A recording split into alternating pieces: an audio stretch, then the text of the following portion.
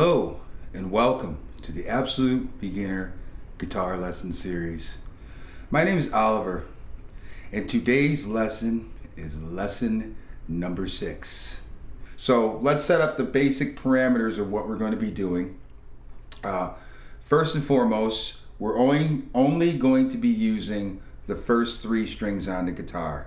So we'll have the first string E, the second string B, and the third string G. So that's the first parameter. We're only going to be using those 3 strings. And the second parameter, as I mentioned earlier, is that all of our root notes are going to be found on the B string. So we're essentially going to be using our knowledge of notes on the B string to be able to find and play these chords. And also the root notes of all the chords will have will be found in the C major scale. So I think we've got everything set up, and so let's get into it. So we're going to start with the D minor chord, and I want to give you the really good news. And the good news is we're only going to have 1 chord fingering. So let's get into that. The first thing we need to do is we need to locate the root note on the B string. And hopefully by now, you know that the root note D can be found at the 3rd fret on the B string. And what we're going to do is we're going to play that note at the 3rd fret on the B string with our ring finger. So we have our root note D. So now let's look to what we're going to be playing on the G string. On the G string, we're going to be playing at the 2nd fret, and we're going to use our middle finger. So we have our middle finger playing the note at the 2nd fret on the G string, and we have our ring finger playing the root note at the 3rd fret on the B string. So that leaves the E string. And what we're going to be doing on the E string is we're going to be playing at the 1st fret on the E string using our index finger. So we have the 2nd fret on the G string played with our middle finger, the root note on the B string played with our ring finger, and we have the note being played at the 1st fret on the E string with our 1st finger.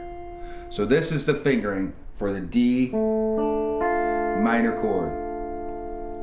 And I want you to stick to somewhat simple work with your right hand. All we're going to do is we're going to play the G, B, and E strings in order. So when we start on the G string and play through, it sounds like this. So just a simple 3-note pattern. So what we can observe here is that this is a closed fingering, and there are no open strings. And the good thing about a closed fingering is it's movable.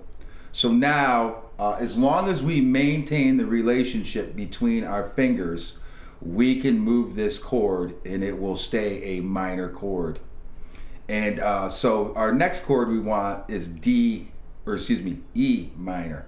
So we're at D minor. So really what we need to do is we need to slide this chord up till we find the root note E at the 5th fret, and we play on the B string, and we play that with our ring finger and apply the same fingering, and we have E minor. So moving along, the next chord is F minor. Well, we're at E minor with our root note on the 5th fret of the B string.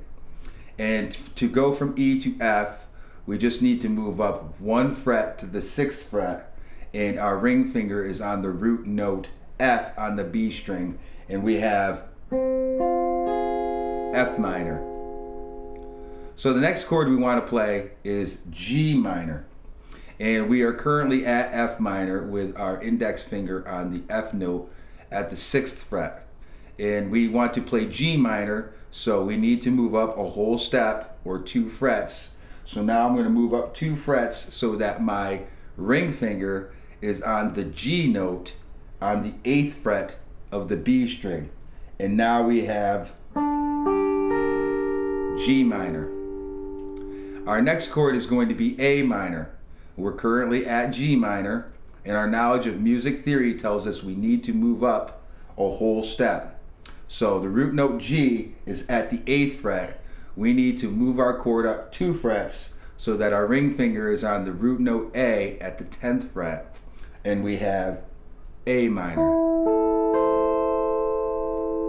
So the next chord we want is B minor. We're at A minor with our ring finger on the root note on the 10th fret of the B string.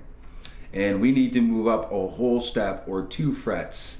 And so we're going to slide this chord up so that our ring finger is on the 12th fret of the B string for the root note B. And we now have B minor. And finally, I want to finish this up with C minor. So we're at B minor with our root note on the 12th fret of the B string.